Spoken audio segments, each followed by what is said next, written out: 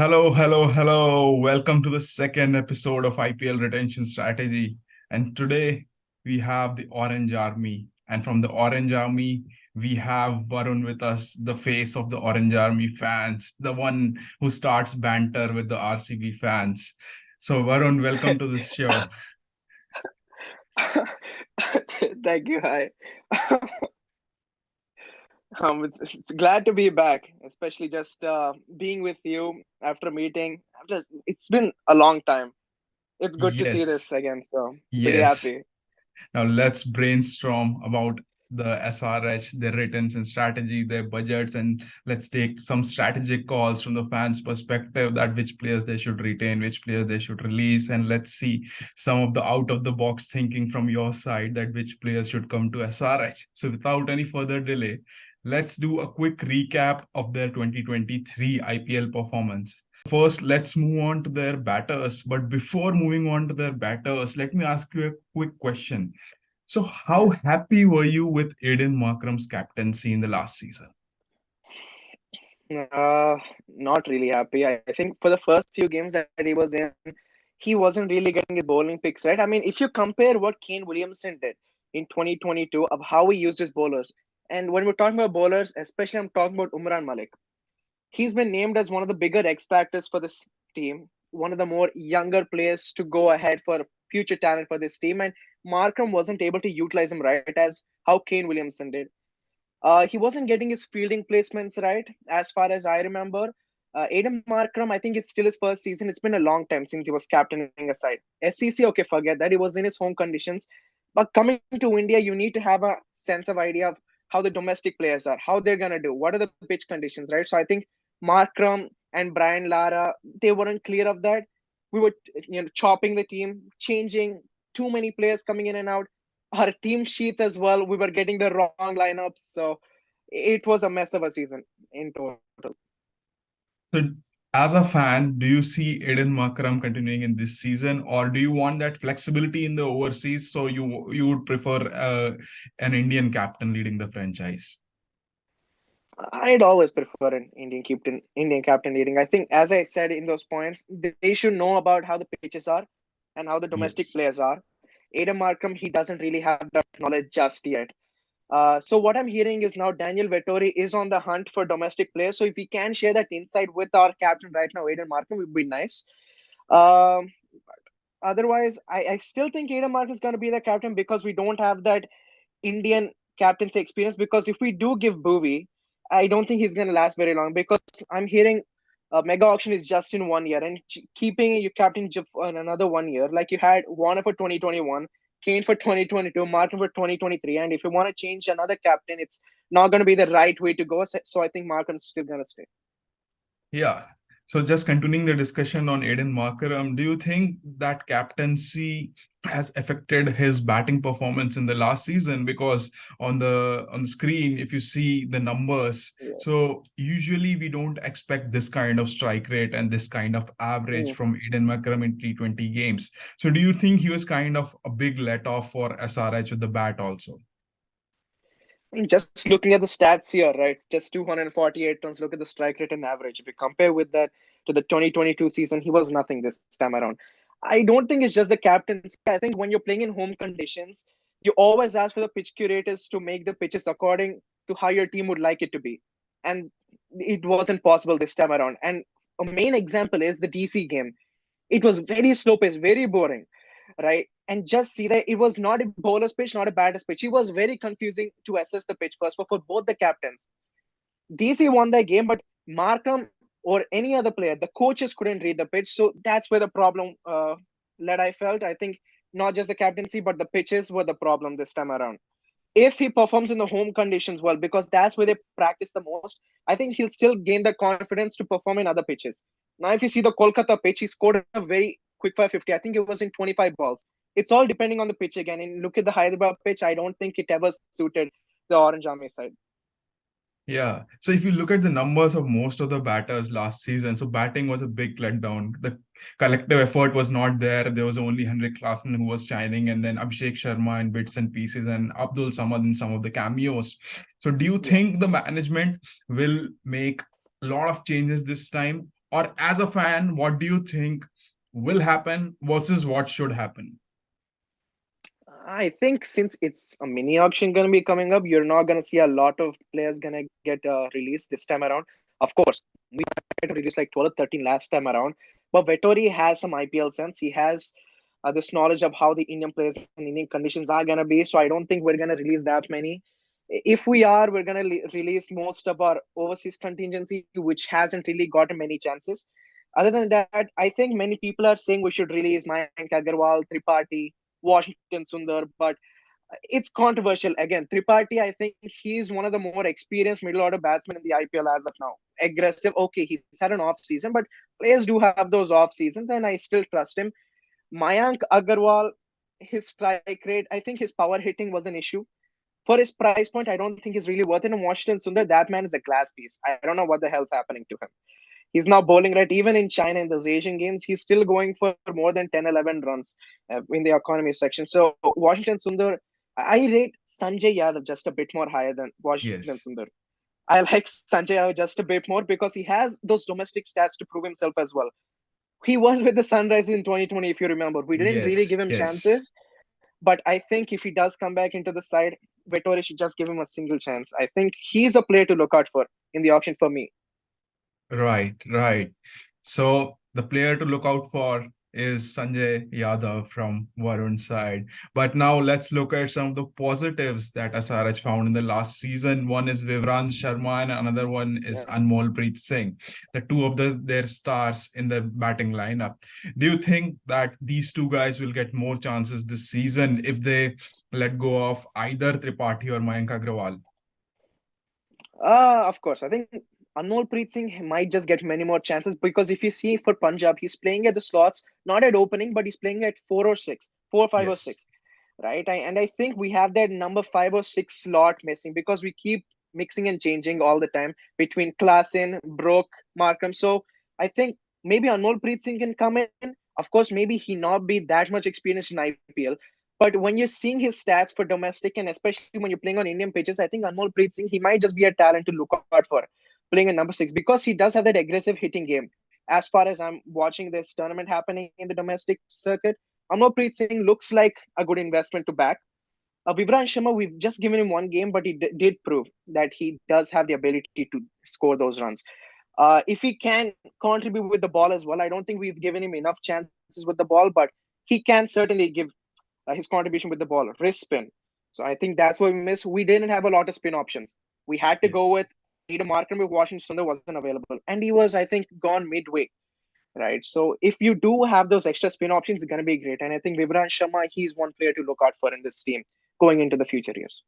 Yeah, definitely. Now let's move on to bowling and then we will look at the tentative playing 11 in a bit. So when you Yeah. look at their bowling performances, then some of the big names, they really click. They always click. For example, Yeah. Bhuvneshwar Kumar, Marco Jansen. Surprisingly, Right. Mayank Markande performed really well, but he wasn't Yeah. in their starting exercise. But the biggest disappointments were Umran Malik and Tiran Natarajan. And like some of the blame goes to Aiden Markram's captaincy, but you can't ignore the fact that okay, they were really expensive and they weren't giving you the wickets in the death over. Both Umran Malik and Tina Trajan, that kind of hampered the overall team's balance. So do you think one of them will not feature in the SRH jersey this season, or they will retain both of them? That's something difficult to talk about. I think since the mega auction is coming up in 2025, maybe SRH might be keen to keep these two for one more year. I think, but I see T Natarajan's years being over at the moment because I think since last season he's been getting those injuries. He's not been consistent enough. T Natarajan, he's been expensive. Just look at that economy 911, right? 9.11, and the wickets just 10, overs 45. So it's not something you would ideally want from a death bowler. Your mainstream death bowler that's been there for almost like what, 3 years, right? And Umran Malik, okay, you still have to back him. I think it's not the captain's fault, it's not team's fault, it's his own fault, I feel. Whenever Martin gives him chances, he needs to prove himself, and he couldn't do that. Right? He's not really getting his line and length right, and that's what we always talked about since he's made his debut. speed is okay. Anyone can have the speed. But if you look at someone like Shaheen Afridi or Haris Shroff from Pakistan, they also have the line and end to get them the wickets. But Umran Malik, he's just bowling it. He doesn't look at the batsman. He just bowls it with the pace and he expects to get wickets. And that's not the way it should go, right? So maybe give one more chance to Umran Malik. Maybe Natarajan just might be released. Malik, Yeah. I still have some hopes on him. If he does good in the domestic circuit, if Vettori and Dale Steyn really groom him to be the bowler that we expect, he's going to be dangerous. Yes, yes. I think fans have a lot of expectations from Imran Malik, not only SRH fans, but the Indian cricket team's fans also, Right. because we rarely see such kind of pace bowlers in Indian team. But now Yeah. let's move on to the spin department a little bit. So when SRH acquired the services of Mayank Markande, Adil Rashid, Akil Hussain, and so on, Washington Sundar, and so on, before the season started, it was like it's a formidable spin attack, but as soon as the season started, it was like they have no clue. They have 12 overs of pace, and after that, they have no clue who is going to bowl where.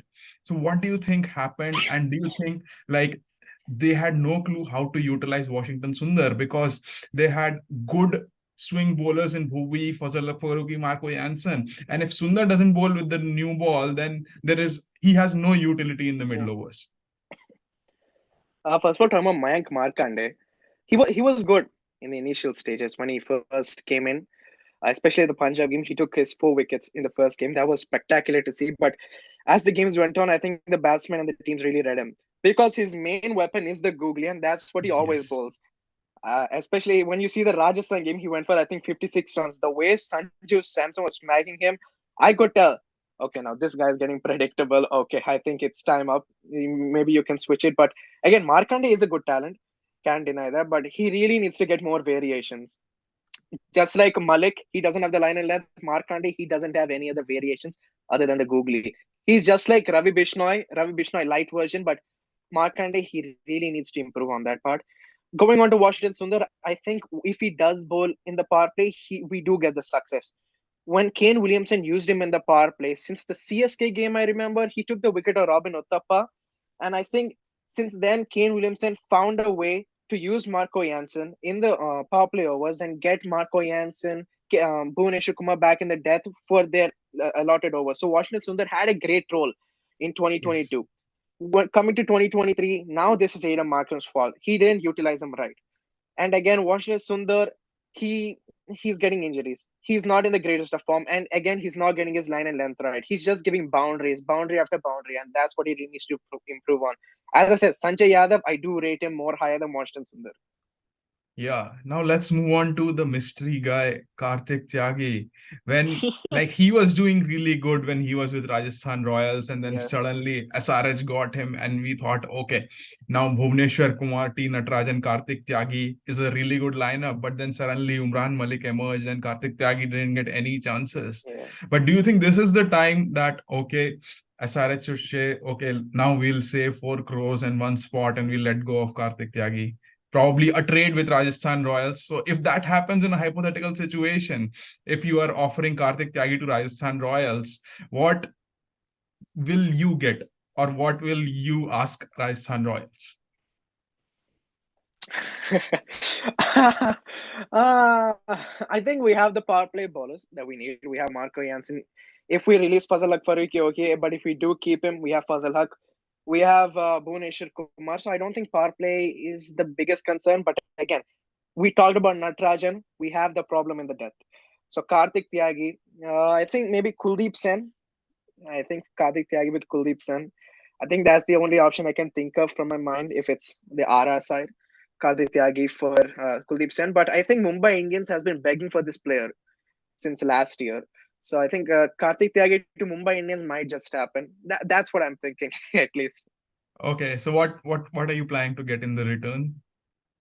Just money, or Yeah. like Uh, yeah, I think, see, I think last year we were all talking about Tilak Varma and Karthik Tyagi, oh but now it's not possible. Okay. I think, yes, yeah, yes, right now, I think it's money because Mumbai Indians does need the bowling. They need the death bowler, and we do need the money again to get yes, more prospects. So yeah, money.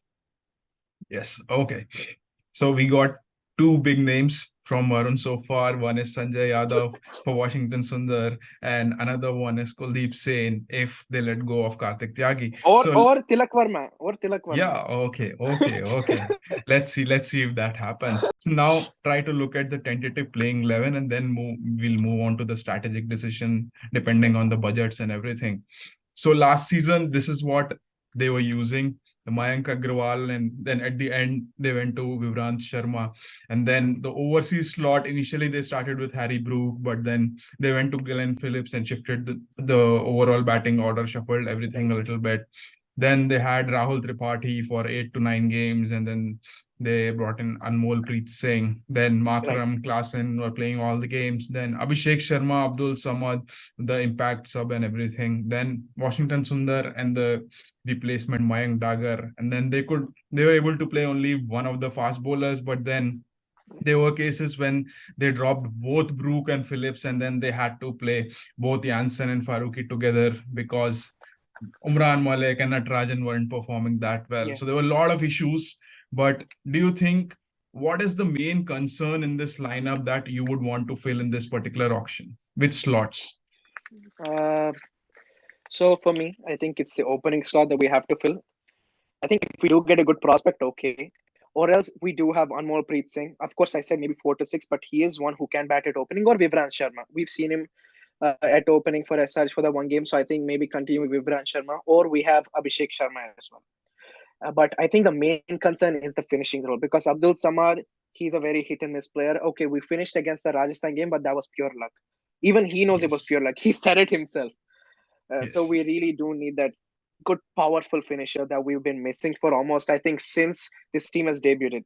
I think Bipul Yes. Sharma, he gave those good contributions when he was there from 2016 to 2017. And Ben Cutting as well. He won us the finals there with his power hitting. So that's the kind of, at least, those are the kind of finishes that you wish for in a team who can give you those innings when you really desperately need them. But looking at Washington Sundar, Marco Jansen, and Abdul Samad, these three names don't really click in your mind saying, oh, okay, we're going to go win this. We need 16, 24 balls. They can do this. No, right? So I think we do need that, at least one name who will give us that confidence that we can win this game. Because only Klassen can finish the job by himself, right? If he has 75 in 50 balls and there's still like 50 to win in 24, Klassen can't do it all by himself. He needs a partner to stick with him. So we need that good player there. And what are some of a couple of names that are in your mind that you would probably want in SRH? Uh, right now, I think Darren Mitchell, he's one of the guys.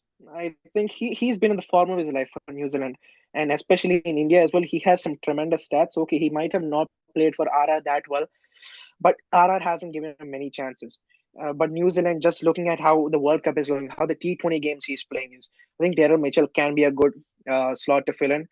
Um, People are talking about Jimmy Neesham, but I really don't see him being such of an IPL player anymore because his stats in IPL aren't that great. But for the country, okay, I think he plays for the country, but he just misses out in IPL. The only name right now for me is Darren Mitchell.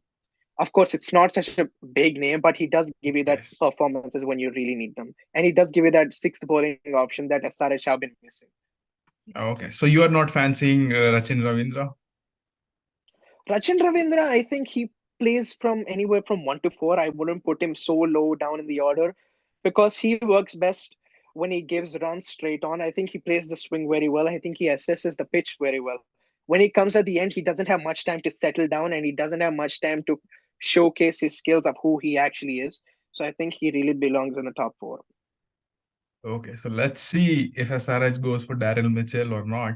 But now let's look at the salaries, the price tag, and then let's see if their performance has justified that tag. And strategically, how many slots you can free up and what kind of budget you can get before going into the auction. So if you look at the overseas slots, so let's talk about this big bucks guy, Harry Brook. Do you see him in the SRH? Because that gives you 13.25 crore per us. You can as well take a gamble and get him back for 10 crores maybe, or just get Mitchell instead of Harry Brook. Harry Brook, I think we didn't put 13.25 crores on him for nothing. Obviously, the management saw something in him. He might have been like a future prospect for us. But again, for this kind of player who has just performed on Pakistan pitches, he is not an ideal player to put 13.25 crores on. I think it's better to release him because for a young player, that kind of budget, it does give the pressure on them. For some characters, it does. For Cameron Green, it didn't really look like it because he was giving those performances. But for Harry Brook, it did look like it. And especially while playing on those pitches, he wasn't really comfortable playing on these pitches. Even though he had those practice games, he wasn't set. So I think not 10 crores, but maybe if you do get him under 6 crores, maybe they can consider him. But other than that, I don't think Harry Brook can be a great investment at the moment because even England has been dropping him from their World Cup squad. The last two games they have dropped him and they've realized, okay, Brook is not the right player. They missed out. They missed out on Jason Roy and they bought in Harry Brook, and now they're seeing what kind of a mistake they did. So I think if SRH do go with Harry Brook, I think it is going to be a mistake because you are going to be missing out on a huge budget. It's going to take a toll on the budget. So I think Harry Brook just may be released. Yeah, and what are your thoughts about the two overseas spinners that they got? Even though it doesn't give you that kind of budget, but it Right, right, gives right. you two overseas spots, Adil Rashid and Akil Hussain, and there is no way you are going to fit them in your playing 11. Correct. Even if you release Brook, Adil, and Hossein, you have the budget to buy a lot of great players. Not just 3 crores if you had Harry Brook, right? So I think Adil Rashid or Hossein Faruqi might just be released. I don't think they have a slot anymore. Because you have Jansen, you have Booby, you might just have Malik. And maybe if you keep Tyagi, okay. And I think we really need to fill in that bowling slot as well. Maybe just get in that good, fast overseas bowler. Now, just thinking about Daniel Vettori, he has coached the Birmingham Phoenix and he's coaching Australia. So maybe he might just get someone from that quota, maybe someone like Kane Richardson or Adam Milne from Birmingham Phoenix. So I'm predicting those two from his type of mindset. So yeah, I think I might just release those four from Brook, Adil, Hossein, and Farouk. Okay. So do you think Zampa will come? No? If Ara release him, SRH will go for him. I think whoever does perform in a one game situation, when they just look at the TV, they go, "Oh my God, this dude is doing great." I think they're gonna do the same for Travis Head as well. They might just put some big bucks on him because of that one innings he played for Yes. Australia. Just have to see what he does for the rest of the season, but I think they will keep their eyes on Travis Head. Yes, and we all know when what happens when a left-hand Australian opener Yeah, opens for SRH. yeah. Taggedele. Taggedele.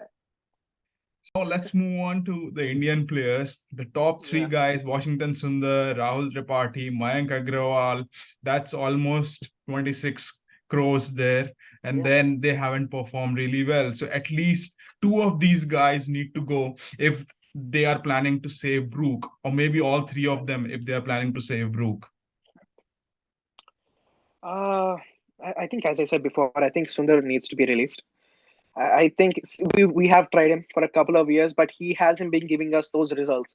We've been trusting with the bat at 6 or 7, but whenever there's a chasing situation and you needed to stick around with the batsman or you needed to finish off the innings when you needed maybe 12 or 15 runs of the last ball, he isn't able to hit those balls. One innings, and I think that was the first game, he hit like 44 and 14 against Rajasthan in 2022.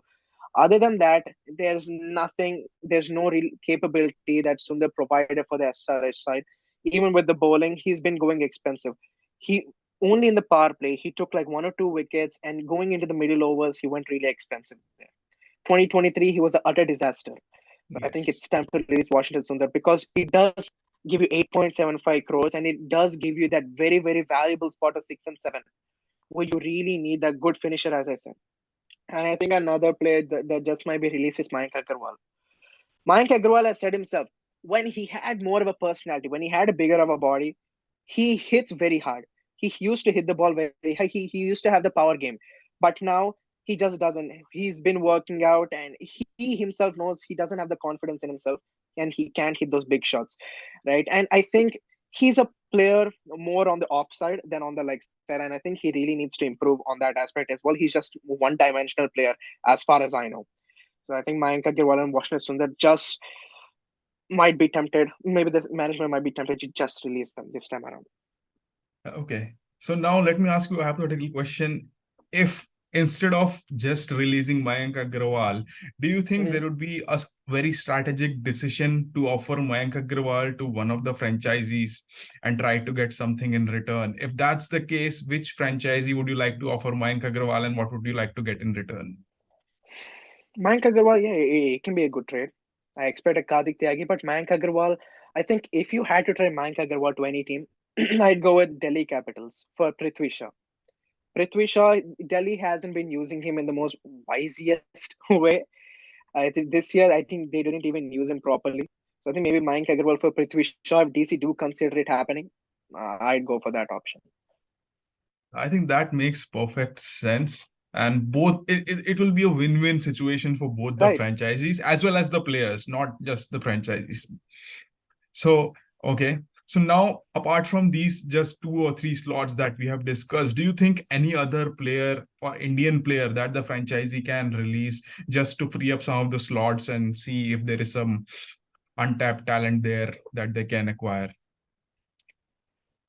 Just looking at 9 to 17 on that list, I don't think they're gonna really release anyone. I think every one of them has the capability. But again, going to Natarajan, I think that's just the one player that we might be keen to release because he is not in the time of his life anymore. 2020, he was absolutely phenomenal. Since 2021, he was getting those injuries, as I said, and even for the domestic side, he's been dropped from the Tamil Nadu side, and Washington Sundar has been made captain this time around. So I think Natarajan, I think his time is over now. It's time to replace him. Yeah. So let's see what SRH management thinks about these kind of decisions. And I hope some of the decisions and some of the players that Varun mentioned, so these kind of scenarios will definitely take place. And as I was talking to Sandy Paji in my earlier video, he said Mhm, that like if for Punjab Kings perspective, like mhm. they'll be very beneficial if a couple of trade happens with SunRisers Hyderabad. So just continuing that kind of discussion, he was very keen Uh-huh. on getting one of the pacers from the SRH department. And then he was kind of like very keen to offer either Hmm. Rishi Dhawan or Raj Bawa for a proper pacer. Do you think you will be interested if this kind of trade happens, like Karthik Tyagi for Raj Bawa? No, I will not. I think Karthik Tyagi, he has the value because teams are piling up for players like this. Good death bowler. He has the pace. The only thing he needs is the variations. And I think if he finds a good coach, he's going to be very, very successful. And that's why he's not really finding in the Sunrisers lineup. I think giving him to Punjab, it will be the same exact thing what's happened to the Sunrisers. So I don't think it's the best decision to go with in terms of his future and in terms of what we get from the team as well. Okay. So before we end this video, so just one big overseas player that you are looking for, apart from Daryl Mitchell, that you Yeah, would like to be in SRH, and one big Indian player that you would like to be in SRH. Big means not necessarily a big name, but like in terms of right, utility right. and value for money. Uh, I would like to say Rachin Ravindra, but he really doesn't have the T20 stats to prove himself yet. Um, uh, I haven't really thought about this just yet. Okay. Travis Uh, Head, maybe? yeah, I think Travis said if he does keep performing because he's a really aggressive player, and that's what you need in T20s. If he keeps performing like this, I think he's going to be a big name standing out. So maybe, yeah, Travis Head is one. And for an Indian player, Sanjay Yadav. That's for me, Yes. Sanjay Yadav. Okay. Okay. Let's I see. have so much hopes on him. Yes. So let's see Daryl Mitchell, Sanjay Yadav, and Travis Head. So these three Yeah. will make this SRH squad. Like once again, it will maybe look like 2016 or maybe achieve the heights that 2016 squad achieved. Let's see. Hopefully. Hopefully. Okay. So if you like this video, just subscribe to this channel and comment in the comment section that which player do you think will feature in the SRH side, and do you think like Darren Mitchell will be a good addition or Travis Head will be a good addition, just let me know your thoughts. And what about Rachin Ravindra? Which franchisee will acquire his services? Because SRH is right now not interested in the big Pacers, Stark, and Cummins. So let's Yeah. see what the other Aussies get.